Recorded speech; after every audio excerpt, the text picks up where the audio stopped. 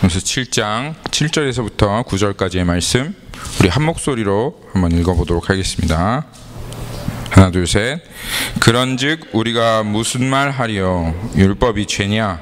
그럴 수 없느니라. 율법으로 말미암지 않고는 내가 죄를 알지 못하였으니 곧 율법이 탐내지 말라 하지 아니하였다면 내가 탐심을 알지 못하였으리라. 그러나 죄가 기회를 타서 계명으로 말미암아 내 속에서 온갖 탐심을 이루었나니 이는 율법이 없으면 죄가 죽은 것임이라. 전에 율법을 깨닫지 못했을 때에는 내가 살았더니 계명이 이름에 죄는 살아나고 나는 죽었도다. 아멘. 자리에 앉으시겠습니다. 네. 저희 새누리 교회가 배라고 하면 새누리 교회가 지금 계속 로마서를 이렇게 항해하고 나가고 있습니다. 그래서 잠시 중간에 타신 분들은 양해를 하시고 계속 이렇게 말씀이 흘러가고 있다고 하는 것을 전제하시고 그렇게 들으셨으면 좋겠습니다. 우리 지난주에 우리가 로마서 4절, 5절, 6절 말씀을 살펴보면서 특별히 이 로마서 7장에 있는 이 내용 가운데 핵심이 되어지는 그 문제, 단어가 있다고 그렇게 말씀을 나누었는데요. 그것이 무엇이었냐 하면 바로 육신이라고 하는 개념이었습니다. 그래서 로마서 7장 5절에 보면 우리가 육신에 있을 때에 율법으로 말미암는 죄의 정욕이 우리의 지체 중에서 역사하여 우리로 사망을 위하여 열매를 맺게 한다라고 하는 그 말씀이 어떠한 말씀인지 우리가 살펴보았습니다. 그래서 육신에 있을 때 이것을 벗는 것이 이제 로마서 7장의 가장 중요한 내용이라고 하였는데요. 먼저 잠시 지난주에 나눴던 내용을 다시 한번 좀 나눠보면, 여러분 육신이 뭐라고 했죠? 육신?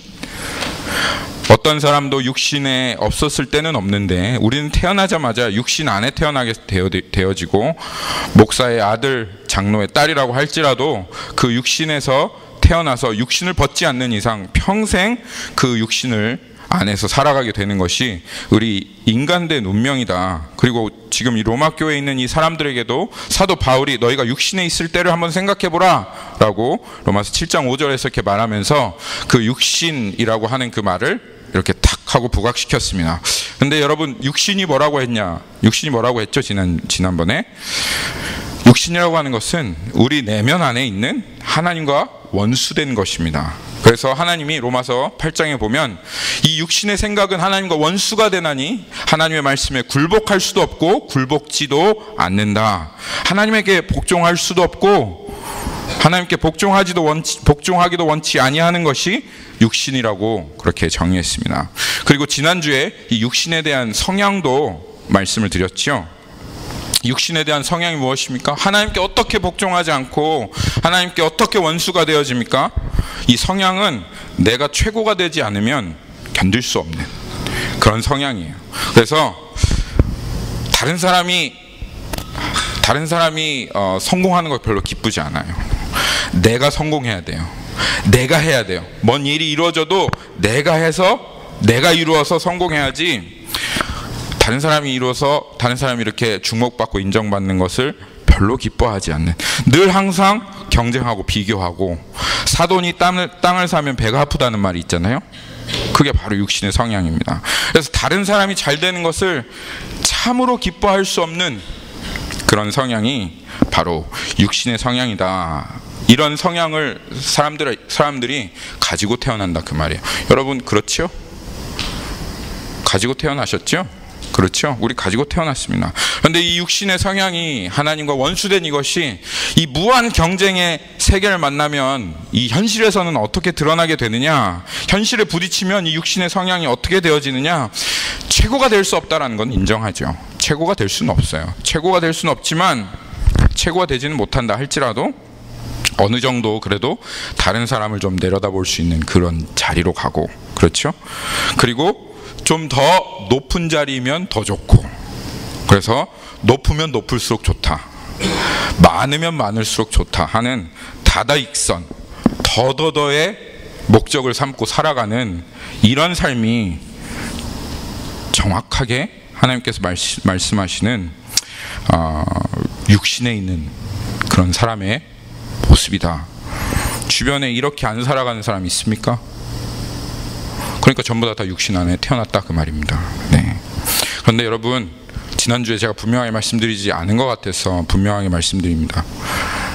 육신에 있는 사람은, 육신 안에 살아가는 사람은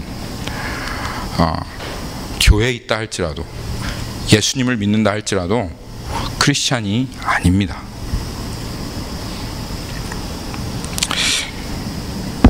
하나님의 자녀가 아닙니다. 많은 사람들이 교회에 있는 사람들 왜 저래? 교회 다니는 사람은 왜 저래? 하나님 믿는 사람한테 실망했어. 이렇게 생각하시는 분들이 있으시죠? 잘못 생각하신 거예요. 교회에 있지만 육신 살고 있는 사람은 하나님 자녀 아닙니다. 그래서 그분들에게 실망하신 것은 하나님 자녀에게 실망하신 것 아닙니다. 육신에 여전히 살고 있는, 육신을 벗지 못한 사람들, 그래서 하나님과 원수된 사람들에게 실망한 것이죠. 하나님과 원수된 이 육신에 계속 살아가는 사람들은 결국 하나님의 자녀가 아니고 반드시 지옥으로 떨어지도록 되어 있습니다. 그래서 골로새서 2장 11절 12절에 나와 있는 그 말씀에서 참된 구원은 이런 것이다. 그래서 골로새서 2장 11절 12절 이렇게 한번 여러분 찾아보십시오. 우리 지난주에 한번 찾아봤는데, 참된 구원은 손으로 하지 않는 할례를 받는 것인데, 이것은, 이 할례는 육적의 몸을 벗는 것이고, 그리고 그리스도 안에 있는 할례다라고 그렇게 말씀하셨습니다. 이 참된 구원을 받는 사람은 이 육신의 몸을 정말 벗는 사람만이 참된 구원을 받는 사람이다.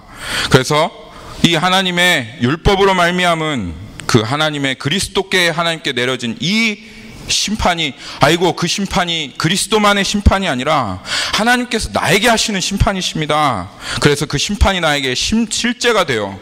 나 죽었어요, 나 망했어요, 나 완전히 끝났어요 라고 하나님 앞에 인정하고, 그리스도의 죽음이 나의 죽음임을 받아들이고, 그리스도 안에서 그리스도와 연합한 믿음으로 새로운 나를 그리스도 안에서 찾는 것, 이 육적 몸을 벗는 것이야말로 하나님께서 우리에게 주시는 참된 구원이다 라고 골로새서 2장 11절 이하의 말씀이 우리에게 분명하게 선포하고 있는 것입니다.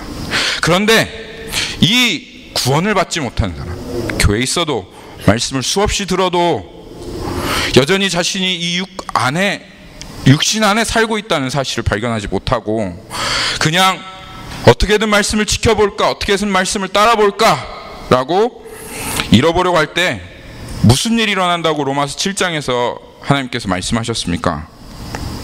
율법으로, 로마서 7장 5절입니다. 우리가 육신에 있을 때 아무리 말씀을 잃어보려고 하고 지켜보려고 하고, 그리고 그 말씀을 따라서 살아보려고 해도 이 율법이 이 육신에 살고 있는 사람 앞에 딱 하고 세워지면, 그러면 율법으로 말미암는 죄의 정욕이 더 불릴 듯 하게 일어난다는 거예요. 마치 이 모닥불, 그냥 불씨가 조금 살아있는 거기에 기름을 확 하고 붓는 것 같이, 율법이 하지 말라고 하면 하지 말라고 할수록 그냥 우리 안에 더 죄에 대해서 갈급하고, 죄에 대해서 목마르고, 사람들 앞에서는 안 하는 척하지만 은밀한 곳에서는 그냥 죄를 범할 수밖에 없는, 그러한 삶을 살아갈 수밖에 없는 그런 일들이 우리 안에 일어날 수밖에 없다 라고 로마서 7장 5절이 그렇게 이야기하고 있습니다. 이것이 그냥 이론입니까? 이것이 그냥 성경에서 말하는 신학적인 이론일 뿐입니까? 아니면 실제입니까? 아니요, 이건 실제입니다.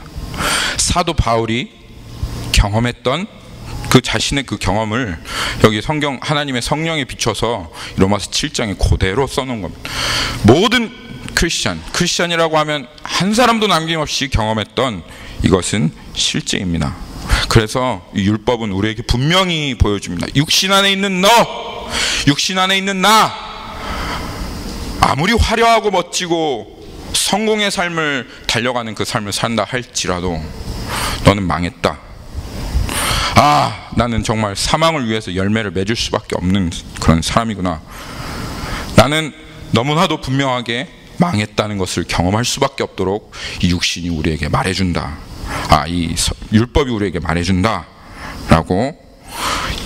그냥 이것이 로마서 7장에 있는 사도 바울 누구의 고백이 아니고 저 크리스찬의 고백이 아니라 이게 나의 고백이구나 라고 말할 수밖에 없도록 이 율법이 그냥 이론밖에 되어지지 않는 하나님의 말씀이 아니라 그것을 우리에게 실제되게 하시는 그 일을 하신다라는 것이 이 로마서 7장의 내용입니다. 여러분, 죄송하지만 한번 따라해 주시겠습니까? 네. 나는 망했다. 나는 망했다. 네. 눈물이 주르륵 하나님 앞에 쏟아지면서 고백되어지는 그런 고백이 여러분 안에 있었으면 좋겠습니다. 정말로. 그럴 때 참된 그리스도의 십자가가 우리에게 보여집니다. 그런데 여러분, 육신은 너무 질깁니다. 아주 그냥 싹 구워버린 스테이크를 씹어도 목구멍에 넘어가지 않는 그런 스테이크처럼 이 육신은 아주 그냥 질기기가 그지없어요. 이스라엘의 그 구약의 역사가 그것을 보여줍니다.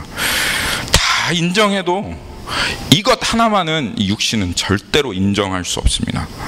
내가 뭐가 좀 잘못됐고 나 좀 오류가 있고 그리고 내가 할 수 있는 것이 조금 부족하지만 그래도 고개를 빳빳하게 하나님 앞에 쳐들고 얘기하는 것, 나 여전히 살아있어, 나 여전히 잘났어, 여전히 나 무엇인가를 할 수 있고 그리고 나는 절대로 망하지 않아, 이 끝까지 말하는 것이 내면 안에 있는 육신이다 그 말이에요. 그래서 하나님께서 이 육신에 속한, 육신에 살고 있는 이스라엘 백성에게 말하는 게 있어요.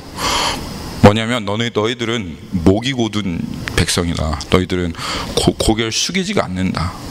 아무리 너희들이 그 죄 가운데 너희가 망한 모습을 보여줘도 얼마나 이스라엘이 많이 망했습니까? 사사기 때만 해도 수없이 망했죠.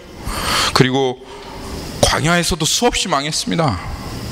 다 죽은 것 살려줬죠. 이스라엘 백성 수없이 그 망한 역사입니다. 수없이 망하는데도 고개는 꺾어지지 않는 목이 굳은 백성이 바로 이스라엘 백성이. 근데 이게 무엇이냐면 바로 육에 속한 사람. 이 사람이 절대로 망해도 아무리 하나님 앞에 이 율법이 망한 걸 보여줘도 이게 고개를 꺾지 않는 것이 바로 율법 안에 속한 이 사람들의, 육신 안에 속한 사람들의 이 성향이고 모습이다 이 말이에요. 그리고 이제 오늘 말씀 한번 보겠습니다. 오늘 말씀을 보니까 7장 7절에 한번 보시죠. 7장 7절에 한번 보시겠습니다. 그런즉 우리가 무슨 말 하리요? 율법이 죄냐? 율법이 죄냐? 오늘 이 육신에 속한 사람들이 고개를 이렇게 빳빳하게 하나님 앞에 쳐들고 이 율법으로 말미암아 막 내 안에서 죄된 정욕이 일어나니까 그 자기에게 잘못을 찾지를 않고 오히려 반문하는 질문이 뭐냐면 율법이 잘못됐다 이거예요. 율법이 죄라 이거예요. 이거 불을 붙는 것처럼 우리 안에 이 죄된 정욕을 일으키는 거 보니까 이거 율법이 잘못된 거야, 율법이 죄인 거야 라고 그렇게 지금 말하는 겁니다.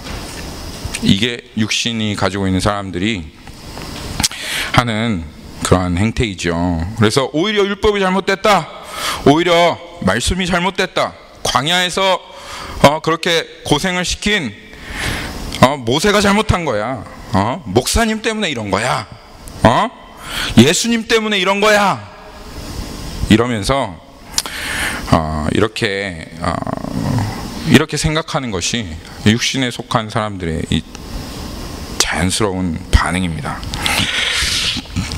여러분, 율법 안에 아주 은혜스러운 법이 하나 있습니다. 제사제도라는 겁니다. 율법을 범하고 하나님 앞에 범죄한 사람들에게 하나님께서 용서받을 수 있는 기회를 주시는 그런 법이죠. 그래서 짐승을 잡아서 속죄하고 그리고 그 짐승이 내 죄를 위해서 대신 죽고 내 죄를 대신해서 짐승이 죽을 때 용서를 받는 아주 은혜로운 이 제사 제도가 있는데, 이 은혜로운 제사 제도에 대해서 육신에 살고 있는 이 이스라엘 백성이 어떻게 반응하는지를 말라기서 1장 13절 말씀이 잘 표현하고 있습니다.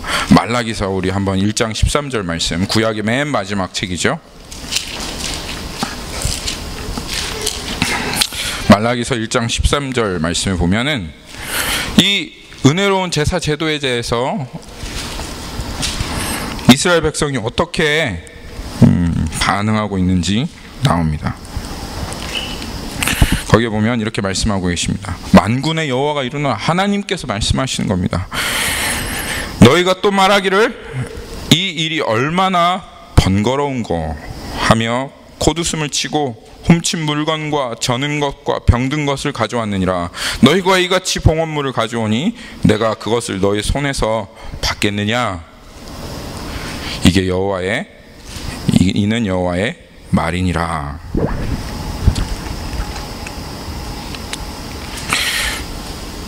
이스라엘 백성들은 몰랐죠. 이 제사를 드리러 예배를 드리러 하나님 앞에 속죄의 자리에 나오면서도 그들의 마음 가운데 어떤 생각을 내가 지금 품고 있는지 하나님은 꿈에도 모를 거라고 그렇게 생각했습니다. 그런데 그들 안에, 이 예배를 드리러 나오는 그들 안에 숨어져 있던 그 마음이 하나님 정확하게 보고 계셨던 거예요. 이 제사 제도가, 야, 이 예배 드리는 게 얼마나 번거롭냐, 율법이 얼마나 따분하고, 그리고 왜 이렇게 많아, 뭐 하라는 게 왜 이렇게 많아, 왜 이렇게 나를 얽매, 왜 이렇게 엄격하고 너무 지겹고 이 따분해 라고 하는 이 생각이 내 마음 깊숙한 곳에 숨겨 있는데, 주님이 그거를 정확하게 보고 계신 겁니다. 하나님을 경외함이 조금도 없고 하나님 앞에 지금 살아계신 하나님을 만나러 온다고 하는 이 사람들 안에 하나님을 두려워하고 하나님이 내 속 마음 그 중심을 훤히 들여다보실 수 있는 하나님이시라는 것을 전혀 인정하지 않은 채로 사람들 시선이 두려워서 제사를 드려주고 교회에 나와주던 이 속마음에 하나님이 그대로 그들에게 얘기하신 것이죠.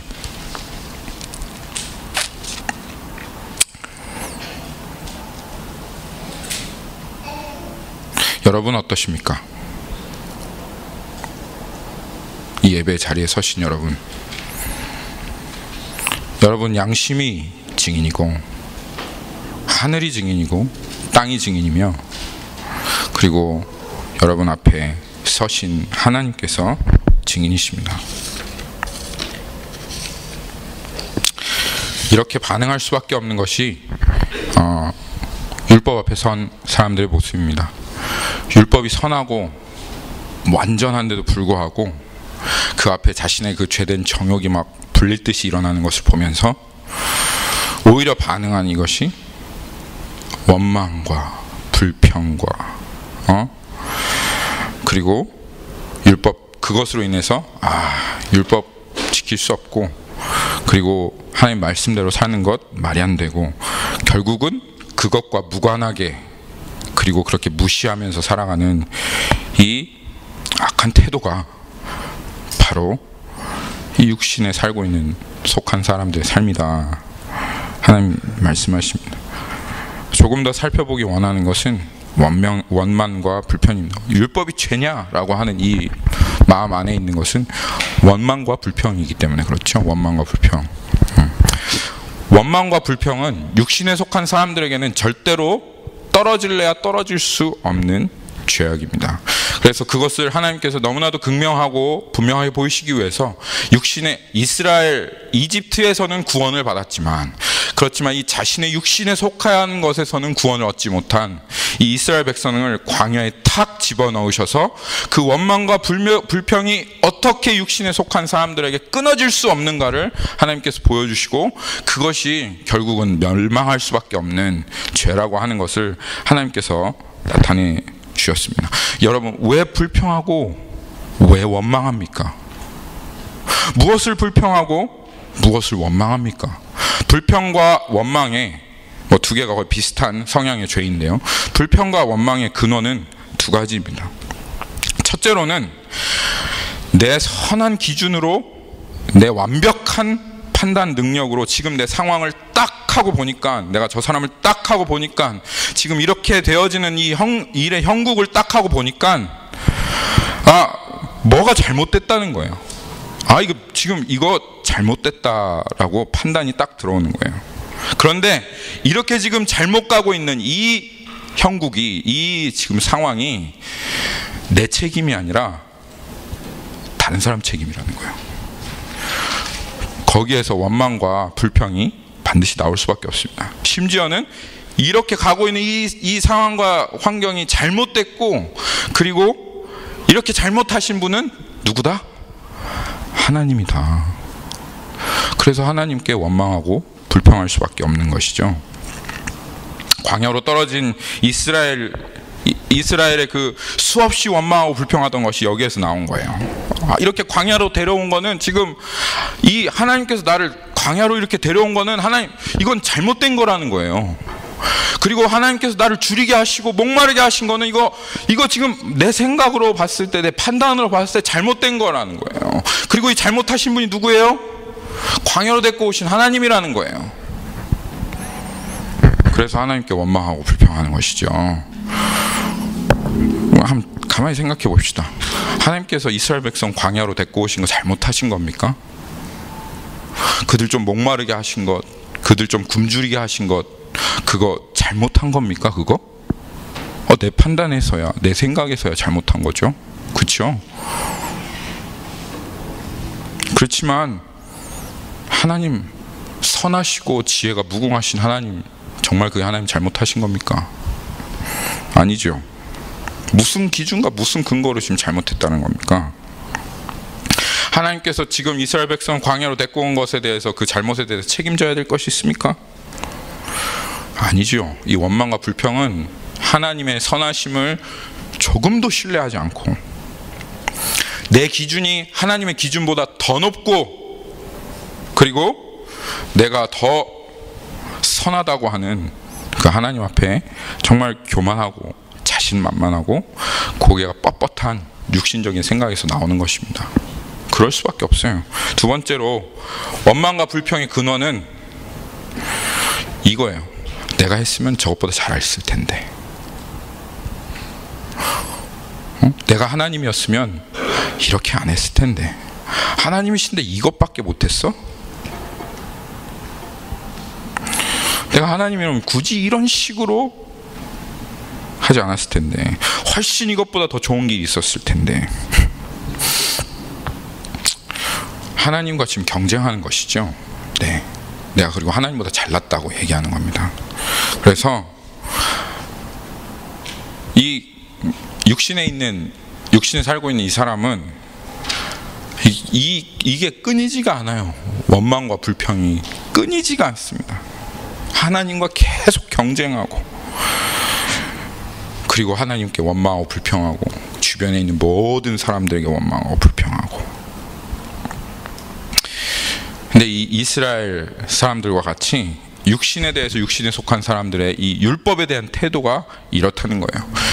율법을 통해서 하나님께서 우리에게 죄를 보여주시려고 하면, 그래서 막 이거 지킬 수 없는 내 자신이 발견되고 이 죄가 보여지면, 아이고 나 망했구나, 죽었구나, 이렇게 하나님 앞에 넙적 엎드려지는 그런 모습으로 나아가는 게 아니라, 아니 무슨 기준이 이렇게 높아? 뭐가 이렇게 많아? 이걸 다 지켜야 돼? 라고 이렇게 우리 내면 안에서 육신이 끌어오르는 생각들이 우리 내면 안에 일어난다 이 말이에요. 그러면 하나님이 여러분들에게, 우리들에게 사과를 하셔야 되겠습니다. 아이고 내가 미안하다. 내가 너에게 너무 내가 높은 기준을, 내가 말씀을 너무 너희들에게 어려운 기준을 제시해가지고 내가 너희들 공감을 못하고, 내가 수준을 좀 내가 잘못 잡아서, 내가 그냥 내 생각만 하고 내 멋대로 기준을 잡았다. 너희를 그래서 고생시켜서, 아이고 부담스럽게 해서 내가 정말 미안하구나, 괴롭혀서 미안하구나. 하나님이 지금 사과를 우리들에게 하셔야 될 판입니까? 아니죠. 주님이 정말 그러셔야 합니까? 아닙니다. 근데 기준이 너무 높다는 말, 너무 기준이 높아서 지킬 수가 없다는 말, 내 악함을 인정하지 않고 오히려 하나님께 원망하고 불평하는 말 아닌가요? 아닙니까? 말씀이 너무 고리타분하고 재미가 없고 감동이 되지 않는다 불평하는 그 말은, 여러분이 그러면 하나님보다 더 재미있고 감동적이면 선하고 그러면서도 더 완벽한 말씀 여러분들이 만들어낼 수 있다, 내가 하나님이면 그렇게 할 수 있다라고 하는 말씀이시죠.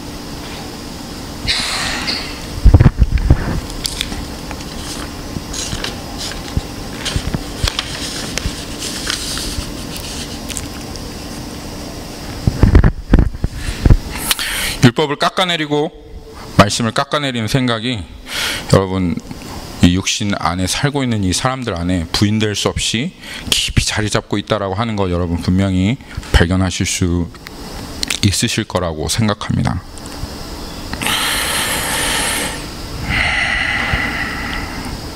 그렇기 때문에 율법이 선하다는 것을 인정하면서도 한편으로는 원망하고 불평하며 결국은 율법과 무관하고 율법을 무시하면서 아 이거 얼마나 번거롭냐 이러면서 손가락 하나도 까딱하지 않는 그런 삶을 살아가고 있는 것이 바로 이 육신에 있는 삶이고, 너무 안타까운 것이 우리 교회에서 예수님을 믿고 살아간다고 하는 저와 여러분들의 삶이 아닌가, 너무 안타깝습니다. 다시 로마서 7장으로 돌아가면요,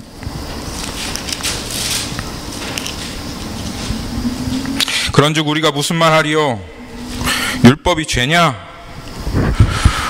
대답은 그럴 수 없느니라. 그럴 수 없습니다. By no means. 절대 그럴 수 없습니다.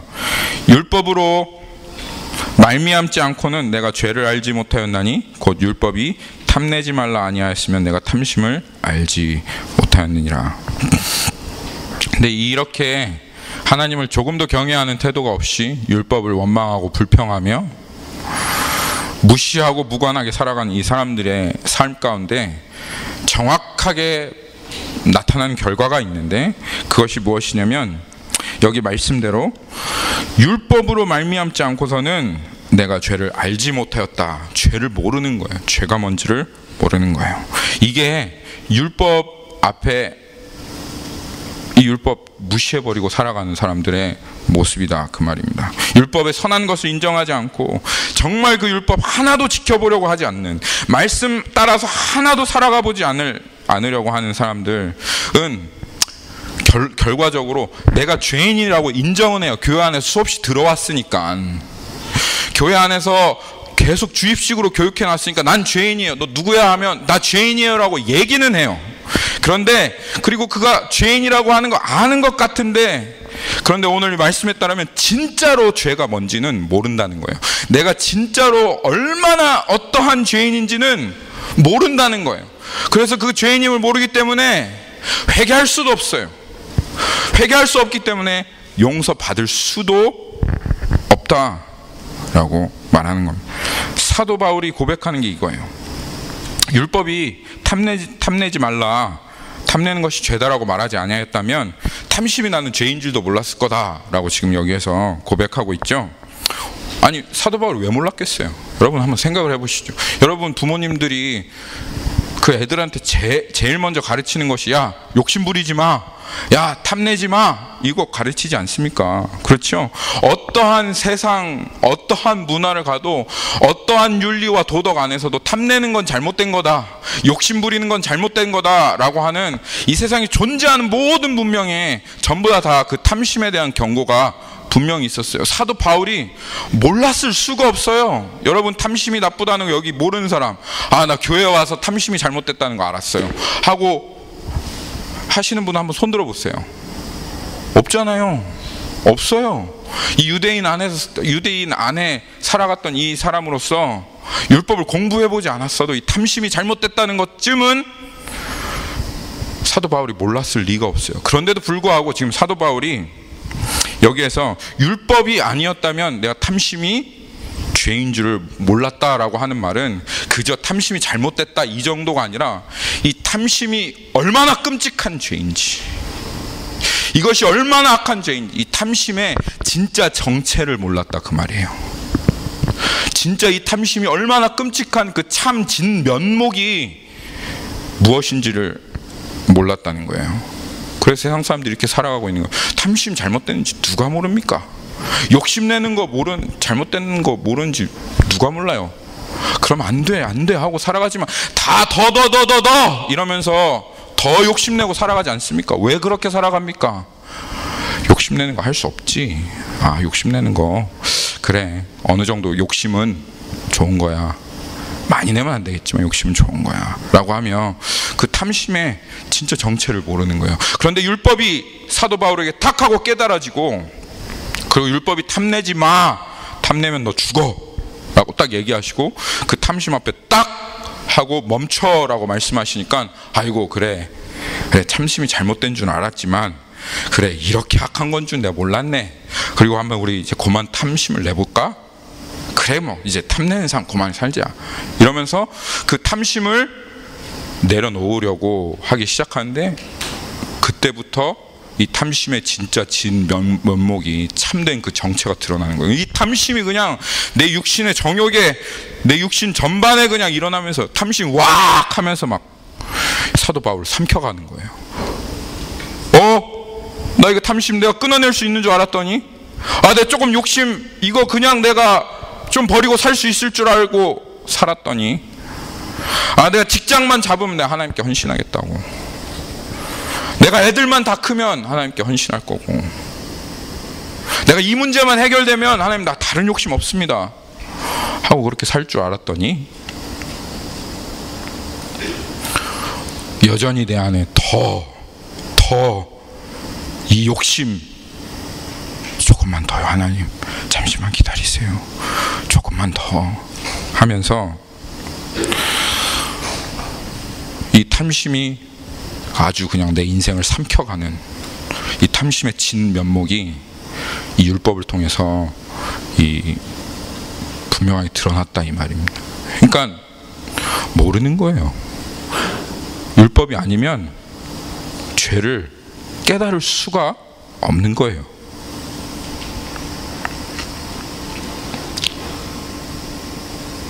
여러분 전쟁이 끔찍합니까? 전쟁이 끔찍하죠. 전쟁이 참으로 끔찍합니다. 근데 여러분은 몰라요. 저도 잘 몰라요. 여기 계신 분들은 전쟁을 겪은 세대가 아니라서 전쟁이 얼마나 참혹한지 그냥 말로는 참혹하겠죠, 끔찍하겠죠 하지만 그 전쟁이 얼마나 끔찍한지 우리들의 내면 가운데 다가오지 않아요. 왜냐하면 그 중간을 지나가 보지 않았기 때문에.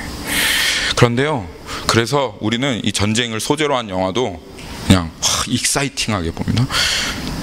게임도요, 전쟁을 소재로 한 게임도 익사이팅하게 합니다. 그런데 여러분 그 전쟁을 지나가 본 전쟁 세대가 그 전쟁 영화를 보면서 그 앞에서 즐길 수 있을 거라고 생각하십니까? 그 전쟁의 참혹한 그 자리를 지나갔던 그 사람들이 그 막 게임하면서 막 사람 죽이는 거 보고 막 헤드샷 막 이러면서 그렇게 하고 있을 수 있을 거라고 생각합니까? 그렇게 할 수가 없어요. 그 끔찍한 그 전쟁의 기억들이 계속 내 안에 되살아나고 내가 그 자리를 지나갔던 그것이 계속 내 안에 살아나서 그 앞에 영화 보면서 그거 즐기고 있을 수가 없습니다. 그 사람들이.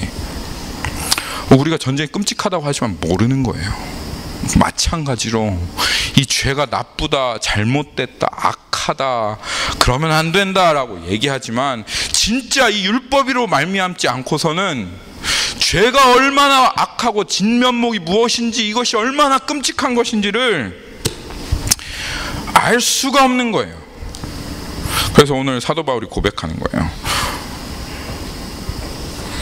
내가 죄를 율법으로 말미암지 않고서는 내가 죄를 알지 못하였으나 율법이 탐내지 말라 하지 아니하였다면 내가 탐심이 뭔지도 내가 몰랐으리라. 그런데 율법이 탁 와서 이 죄의 정체를 까발려내고 우리가 얼마나 하나님 앞에 반역적이고 이 죄가 얼마나 추접하고 무시무시하고 얼마나 가공할 만한 능력으로 우리를 사로잡고 있는지를 탁 하고 보여주고 그 정체를 알려줄 뿐만 아니라 우리 안에 그 죄된 정욕이 막 일어나게 해서 우리가 이 죄에 사로잡혀 있는 그것이 그냥 이론이 아니라 실제다, 망했다 라고 하는 것을 이 율법이 완전히 우리에게 보여준다, 그 말입니다.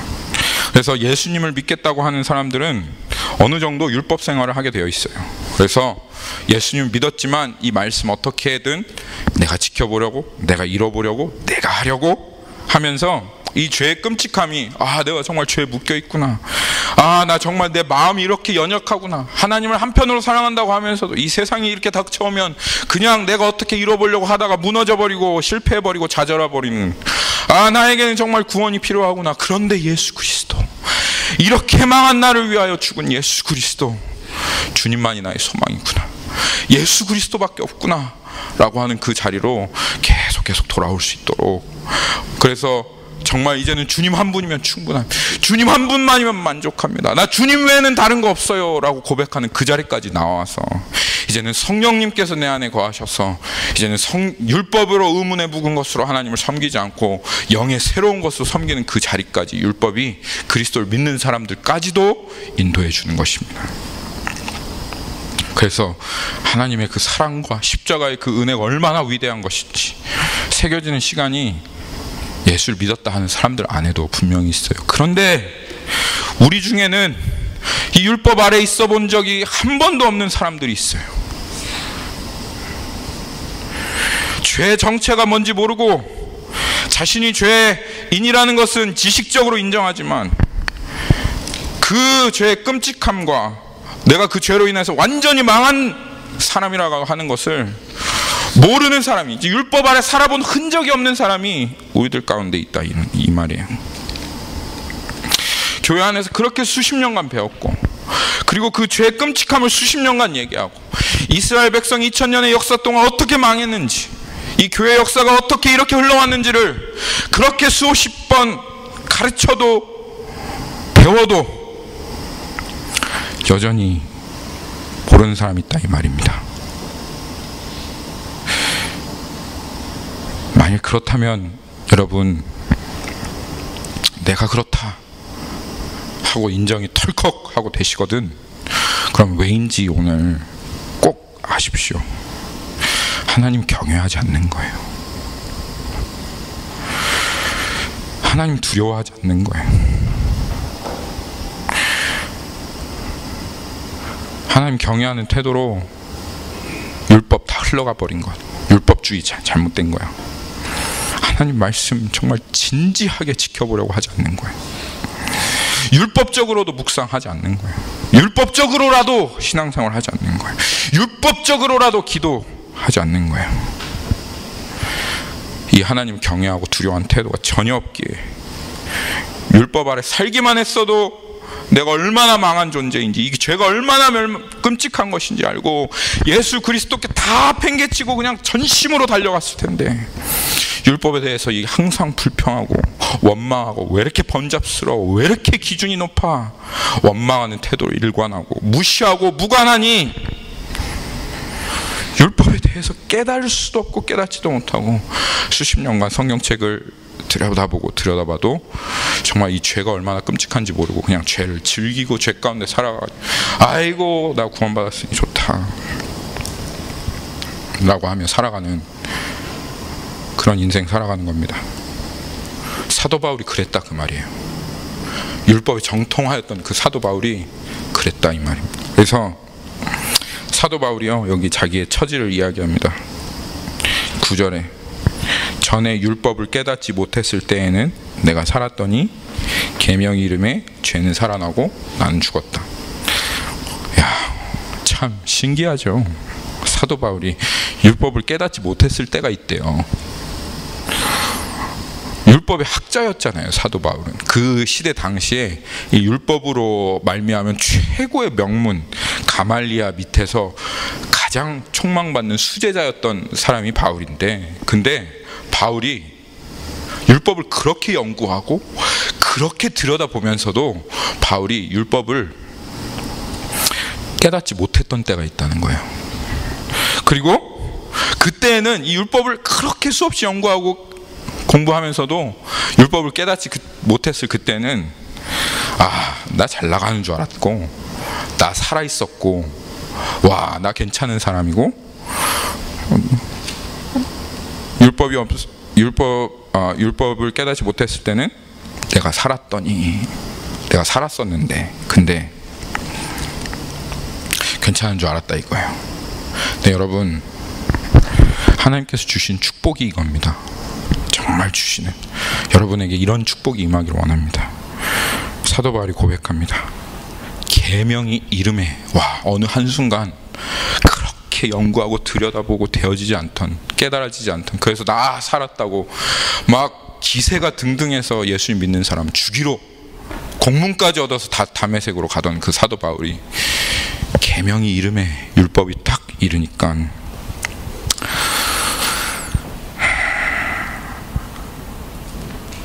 율법에 대한 불평과 원망이 사라지는 거예요. 내면 안에 늘 말도 안 되고 지킬 수 없는 것만으로 그렇게 여기면서 손가락 까딱하지 않았는데, 이 은혜가 임하니까, 이 정말 하나님 복이 임하니까 그 하나님을 무시했던, 율법에 무관했던, 말씀을 전혀 상관없이 살았던 그 하나님을 우습게 여기고 막 보았던 태도가 회개되어지고, 이제는 아이고 하나님 경외해야 되는구나, 하나님 두려워할 뿐이시구나.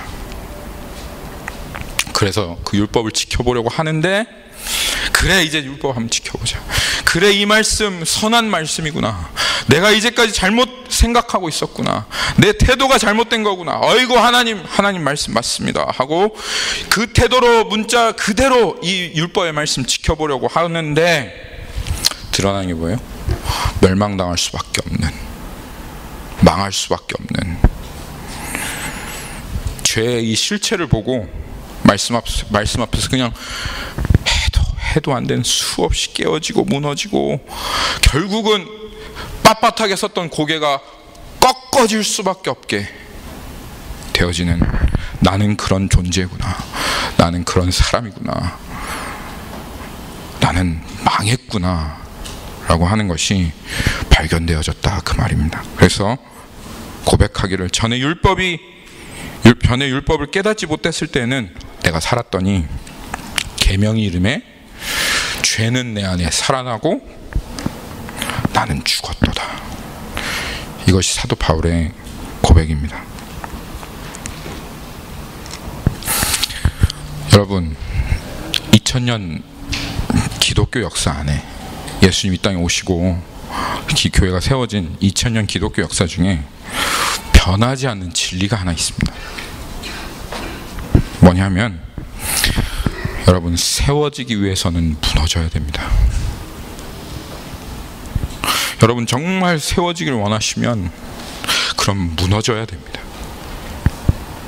죽지 않고서는 여러분 사는 것 없습니다. 왜 세워지지 않습니까? 왜 계속 그 자리에 있습니까? 세워지지 않는 이유는 무너지지 않기 때문에 그렇습니다.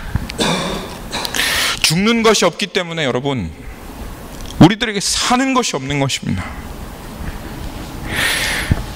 구세군 아시죠? 월마트 같은 데 앞에 가면 크리스마스에 딸랑딸랑 하면서 이렇게 기부하라고 하시는 그 구세군을 창시하였던 그 구세군의 창시자 윌리엄 부스라고 하는 사람이 100년 전 사람입니다. 100년 전.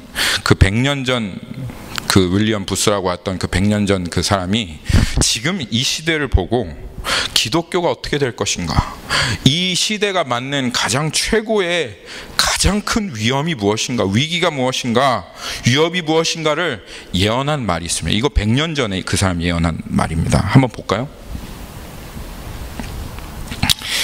20세기 최대의 위협은 성령이 없는 여기 종교라고 했는데 사실 윌리엄 부스가 얘기한 것은 The chief danger of the 20th century will be religion이라고 하는 건 신앙이죠. 네, 뭐냐 하면 성령이 없는 신앙이다.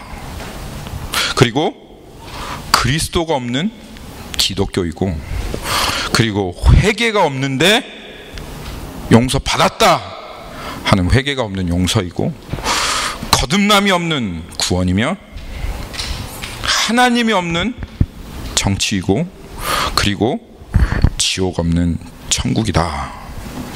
이것이 21세기가 맞을 핵폭탄이고 뭐 전쟁이고 기근이고 환경 오염이고 뭐 이런 모든 것들이 아니라 20세기가 맞을 가장 큰 위험은 바로 이것이다 라고 윌리엄 부스가 100년 전에 예언하였습니다. 예언. 섬뜩할 만큼 여러분 적중한 예언이라고 생각합니다. 회개하지 않았는데 벌써부터 용서를 말하는, 그리스도와 함께 죽고 육적 몸을 벗고 성령이 임하셔서 이제는 나를 새롭게 하시는, 거듭남이 없는데 다 구원받았다고 말하는, 완전히 망한 지옥 인생이라고 하는 인정 없이, 나 지옥 간다고 하는 두려움 없이 거기에서부터 건진받아야 된다는 것 말하지 않고 그저 다 거저가는 천국 말하는, 여러분 20세기 최대의 위협 가운데 우리들이 살아가고 있다는 것 여러분 아십니까? 말씀을 맺겠습니다. 율법이 죄냐? 여러분, 그래요. 율법 주님께서 이미 선포하셨죠. 율법에서 우리를 자유케 하셨다고. 그런데 여러분, 그거와는 별개의 문제로 여러분, 이 율법에 대한 여러분의 태도는 무엇입니까? 말씀에 대한 생각은 어떤 생각입니까?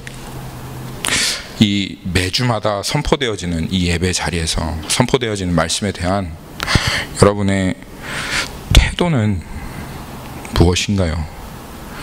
겉으로 표현은 하지 않았죠. 주변 사람들이 있으니까.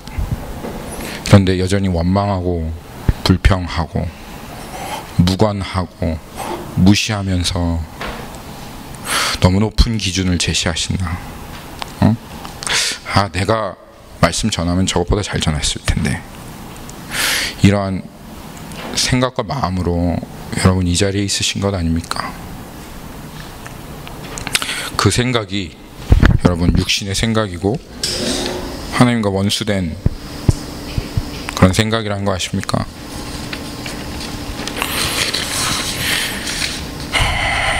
여러분, 우리들은 나 외에는 원망하고 불평할 사람 없습니다. 나 외에는 육신에 속한 그 여전히 육신적인 삶을 살아가는 나 외에는 원망하고 불평할 사람 없는 겁니다. 오늘 이 하나님의 말씀 앞에 주님을 경외하는 태도가 회복되어지고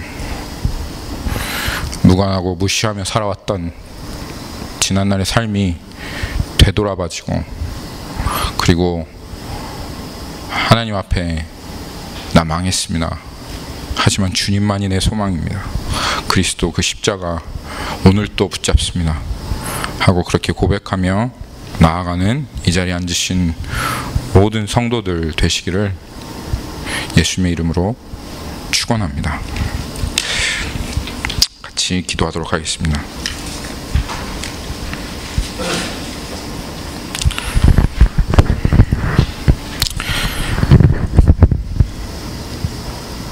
율법이 죄냐?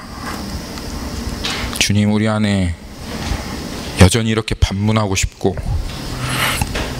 하나님의 말씀 앞에 굴복하지 않으려고 하는 마음이 있는 것을 내가 꽁꽁 숨겨놨고 아무도 보지 못할 것이라고 생각하고 하나님조차 알지 못할 것이라고 생각하며 주님 이 자리에 앉아 있었지만 주님의 그 말씀 통하여 하나님 그 나의 내면을 주님께서 비춰주시니 감사합니다. 하나님, 이 육신에 속한, 육에 속하여 살고 있는 이 삶을 어찌합니까? 주님, 우리를 불쌍히 여겨 주십시오. 우리는 망하였습니다.